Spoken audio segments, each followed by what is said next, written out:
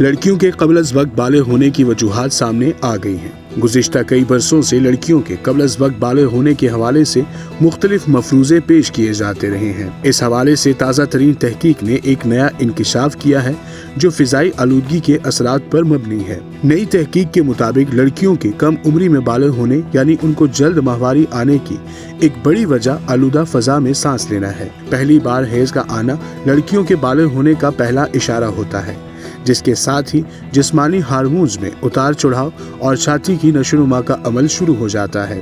लड़कियों के बालिग होने की उम्र में तब्दीली। सालों से ये मुशाहिदा किया जा रहा था कि लड़कियां माजी के मुकाबले में अब बहुत कम उम्र में बालिग हो रही हैं। इसकी वजूहात का पता लगाने की कोशिशें जारी थी।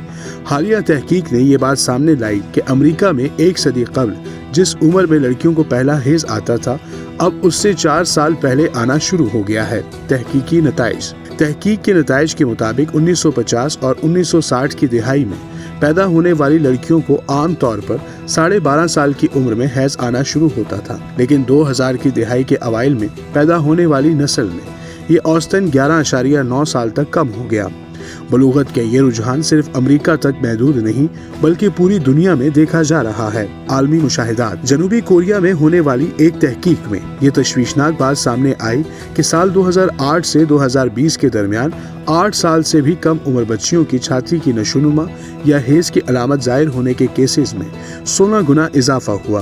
पोलैंड के साइंसदानों की एक तहकीक में 1257 खवातीन का जायजा लिया गया था, जिसमें 11 साल की उम्र से कबल नाइट्रोजन गैसों और हैज़ के दरमियान ताल्लुक पाया गया था। इसके अलावा फाइन पार्टिकुलेट मीटर PM जैसे ज़रात जो देखने में बहुत छोटे होते हैं लेकिन तामीराती मकाम से लेकर जंगल की आग, बिजली पैदा करने वाले प्लांट्स, गाड़ियों के इंजन और यहाँ तक के धूल भरी कच्ची सड़कों से हवा में दाखिल होते हैं, उनका भी इस अमल में अहम किरदार पाया गया। फ़िज़ाई आलूदगी और हार्मोन्स पर असरात।